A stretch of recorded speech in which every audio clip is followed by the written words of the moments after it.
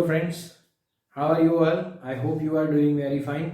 यहाँ पर आज हम जो डिस्कस करने वाले हैं वो है application of plant breeding. Application of plant breeding in the first part, right. हम क्या देखेंगे कि ईल्ड कैसे बढ़ सकती है, राइट। ईल्ड कैसे बढ़ सकती है, इम्प्रूवमेंट इन ईल्ड, राइट। और उसमें भी हम स्टेप वाइज लेंगे। सबसे पहले हम लेते हैं वीट का, right. So the first one is improvement in wheat। तो उसमें जो सबसे पहला हम देखने वाले हैं कि आपको मालूम होगा कि 1960s के टाइम पर एक रिवॉल्यूशन हुआ था जिसको हम बोलते हैं green revolution, right.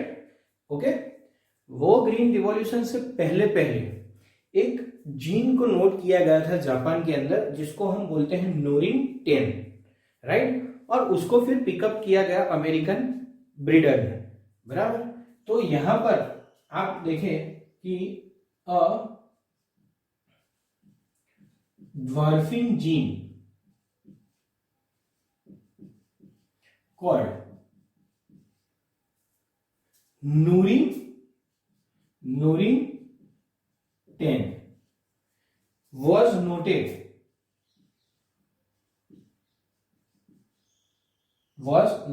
in Japan just prior to green revolution. आपको मालूम ही होगा, हमने प्रीवियस वीडियो में ऑलरेडी डिस्कस किया हुआ है कि father of green revolution is Norman E Borlaug, right. तो यहां पर एक ड्वार्फिंग जीन नूरिन 10 का नोट डाउन किया गया था जापान के अंदर, यानी कि आइडेंटिफाई किया गया था। And that was picked up by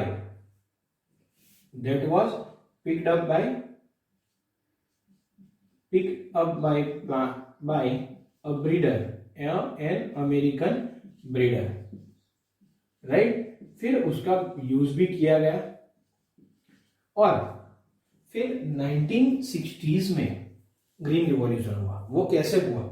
तो ग्रीन रिवॉल्यूशन के जो फादर थे, right, was Norman E Borlaug. Developed dwarf varieties, developed Mexican varieties को डेवलप किया, right, which were called as Sonora 64 and Lerma Rojo 64। ये दो वेराइटीज को उन्होंने डेवलप किया और जिससे प्रोडक्शन बहुत ही बढ़ गया था। And this help the entire world in improving the yield of the wheat, right. तो ये जो था उनकी ये एक्टिविटी की वजह से in 1970s he was awarded Nobel Prize for Peace, right, or he is also referred as father of Green Revolution, right. Now the one variety was Nurin 10 जो कि जैपनीज वेराइटी थी और दो थी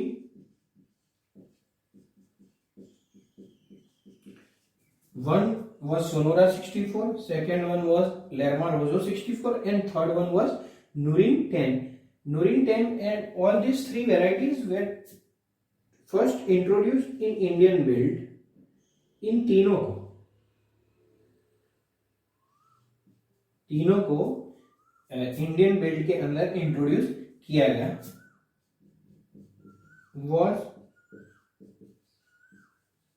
introduced टू इंडिया। और ये variety तो एक दो मैक्सिकन थी, एक जैपनीज थी, यानी कि इंडियन कंडीशन के जैसे नहीं बनाई गई थी, right. They were not according to the Indian condition. तो यहां पर क्या करना पड़ा, that was not successful. India में इंट्रोड्यूस तो किया गया but was not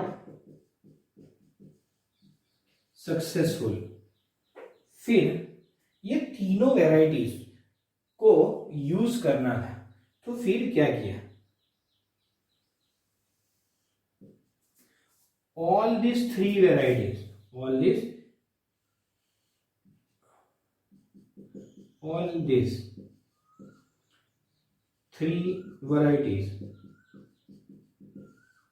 was subjected to selection and mutation। मैंने पहले ही आपको समझाया था कि प्लांट ब्रीडिंग जो है वो 4 टाइप से होता है, और उसमें all these 3 varieties were subjected to selection and mutation, right. तो यहां पर क्या हुआ, यहां पर एक नई वैरायटी डेवलप हुई जिसे बोलते हैं हम Sarbati Sonora, that was able to adapt the Indian condition.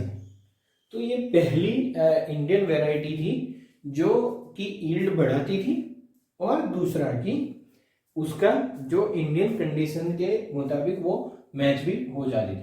तो ये हो गया एक पहला variety. This was totally under the supervision of a person called as MS Swaminathan, who is said to be the father of green revolution in India, right? And it was taking place at IARI, Indian Agricultural Research Institute, New Delhi। ये पूरा process वहां पर हुआ था। तो under supervision of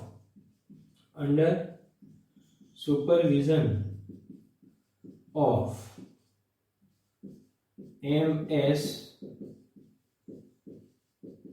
Swaminathan, right? This was under supervision of MS Swaminathan। ये तीनों varieties को सिलेक्शन और म्यूटेशन करके एक नई वेराइटी बनाई थी एट IARI न्यू दिल्ली। ये पूरा वहां पर हुआ था process, Indian agricultural research institute. उसके बाद सरबती सोनोरा तो हो गए, फिर उसके बाद ऐसी ही वैराइटीज 1963 के अंदर, राइट, दूसरी भी वैराइटीज डेवलप की गई। इसको बोलते हैं सोनालिका एंड कल्याण सोना, और फिर वो भी बहुत ही अच्छी थी, right. This took place in 1963।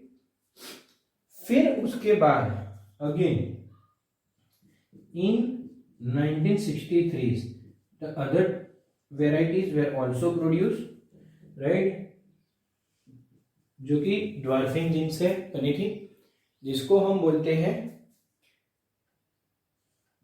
Sonalika and कल्याण सोना was introduced in India।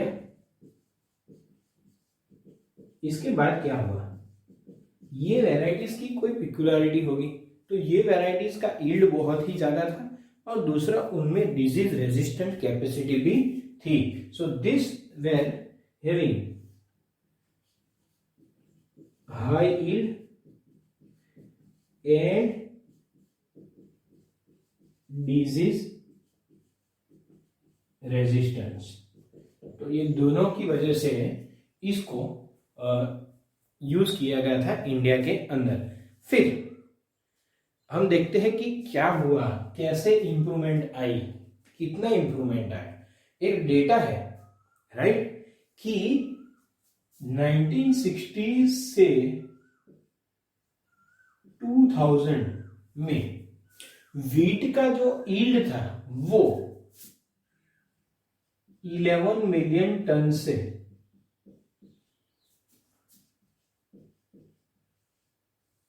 Increase होके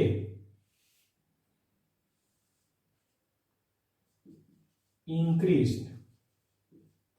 टू कहां तक इंक्रीज हुआ, 75 मिलियन टन, जो कि बहुत ही बड़ा नंबर है।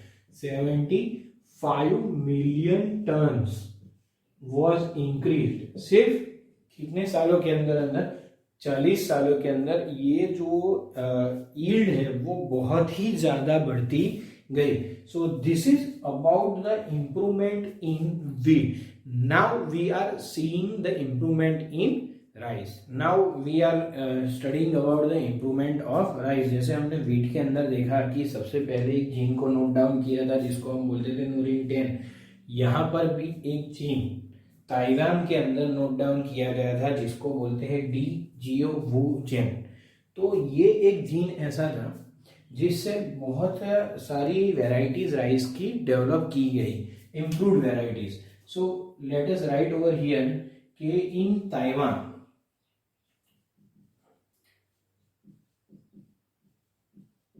a gene was noted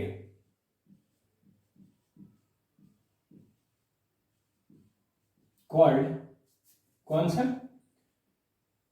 D जियो वू जेन और जीन वॉज नोटेड जिससे बहुत ही सारी वेराइटीज, इंप्रूव्ड वेराइटीज राइस की बनी. Produce many improved varieties.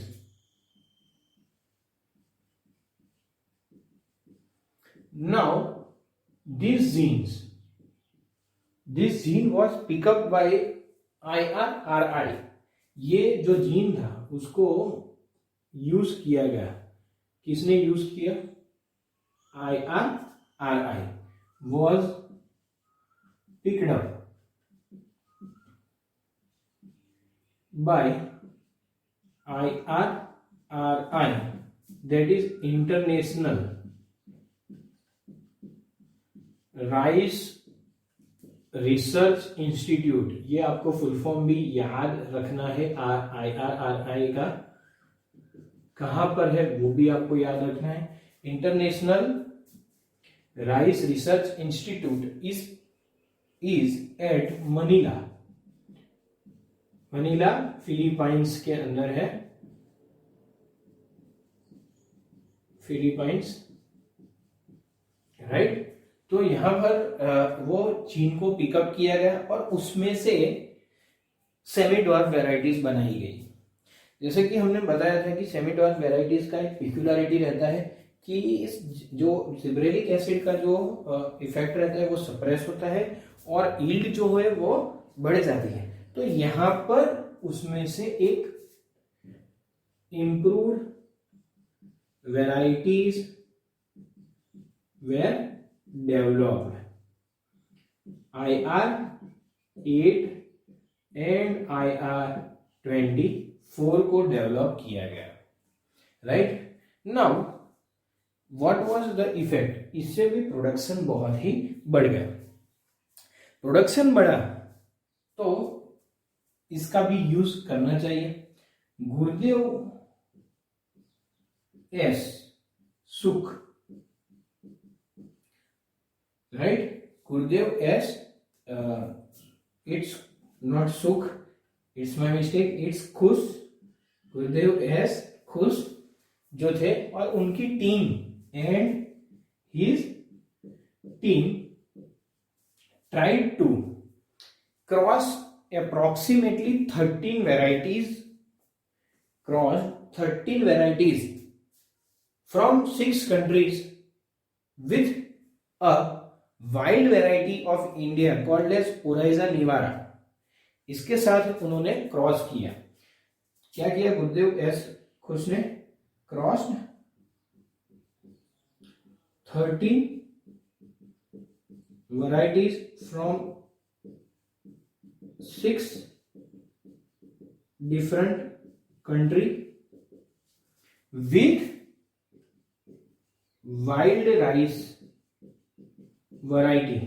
India की जो वाइल्ड राइस वैरायटी थी ओराइजा निवारा, उसके साथ उन्होंने क्रॉस किया. क्रॉस करके बहुत सारे रिजल्ट मिले. उनमें से एक अच्छा सा variety semi dwarf variety was obtained called as IR36. वो बनाया गया। और उसके बाद क्या बना, Jaya and Ratna were also developed, जो कि अगेन कैसी थी, सेमी ड्वार्फ वेराइटीज थी, जिससे प्रोडक्शन यील्ड बहुत ही बढ़ गया। वे कितना बढ़ा, जब IR36 बना तो मेजर उनका जो मेन रीजन IR36 का एक एडवांटेज था वो क्या था, तो वो एक वायरस से रेजिस्टेंट था। कौन सा, तो ग्रासी स्टंट वायरस जो बोलते हैं उससे रेजिस्टेंट था। IR36 was resistant to grassy stunt virus, right. इससे क्या हुआ, this solve major problem of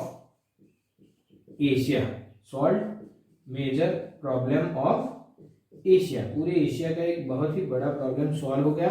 food का जो यील्ड था वो भी बढ़ा। कितना बढ़ा हम देखते हैं, 1960 से same way in up to 2000, जैसे हमने वीट का देखा, राइट। हमने जैसे वीट का कितना हुआ था, 11 मिलियन टन से 75 मिलियन टन वीट के अंदर इंक्रीज हुआ था। तो वीट में, राइस में क्या हुआ, 35 मिलियन टन से टू 89.5 मिलियन टन हो गया। तो this was a big number, increase हुआ।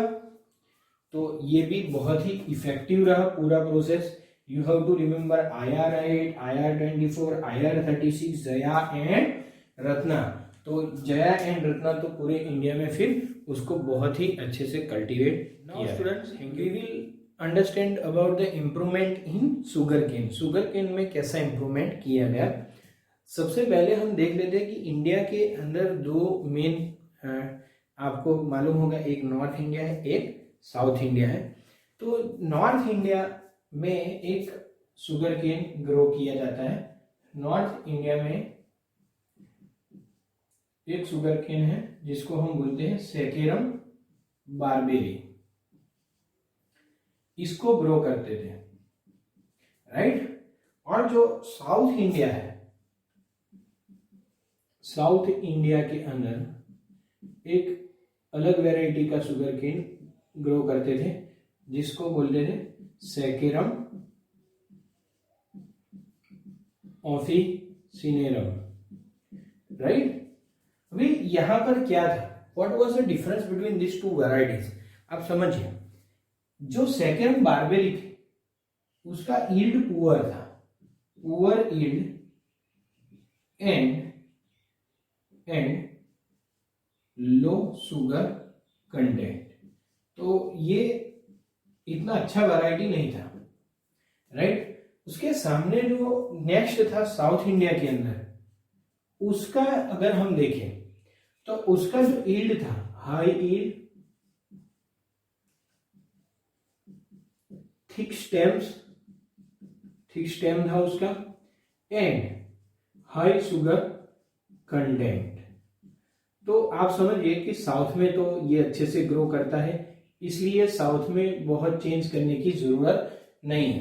पर व्हाट अबाउट नॉर्थ इंडिया, अगर यही वैरायटी हम नॉर्थ इंडिया के अंदर ग्रो करने जाए तो वो ग्रो नहीं कर सकेगी, क्योंकि it was adapted to the south Indian conditions and it was not adapted to north India, right. तो क्या किया, इन दोनों का क्रॉस किया गया। ये नॉर्थ इंडिया के लिए किया गया था, क्योंकि साउथ इंडिया में तो ऑलरेडी अच्छा सा प्रोडक्शन था, पर this was to do only for north India, right. तो क्या किया गया, इन दोनों को क्रॉस किया गया। क्रॉस करके जो वैरायटी मिली, टू कंबाइन द कैरेक्टर्स, ताकि साउथ इंडिया की जो प्रॉपर्टी थी ईल्ड की वो भी आ जाए और नॉर्थ इंडिया में जो सुटेबल कंडीशंस है उनके लिए वो भी मिल जाए। तो जो वैरायटी उनको मिली उसमें क्या हुआ, this variety was having high yield high था इसका, थिक स्टेम था और हाई शुगर कंटेंट भी था। और सबसे अच्छी बात, ये वैरायटी क्या थी, was suitable to grow in north India. तो ये एक अच्छा रिजल्ट मिला जिससे कि नॉर्थ इंडिया के अंदर भी शुगर कंटेंट इंक्रीज हुआ। So now we are heading toward the last one, that is improvement in millet. Millet के अंदर हम देखें तो बहुत ही सारी हाइब्रिड वेराइटीज को डेवलप किया गया। Hybrid varieties were developed, right. Hybrid varieties में बहुत बाजरा की भी थी, hybrid varieties of bajra, then jowar and maize, ये जो तीनों थे इनकी हाइब्रिड वेराइटीज को डेवलप किया गया। क्या हुआ, ये हाइब्रिड वेराइटीज में एक बहुत ही अच्छी पिक्युलरिटी थी, ये जो हाइब्रिड वेराइटीज थी वो हाई यील्ड तो देती थी, that means this was suitable and it was successful in plant breeding.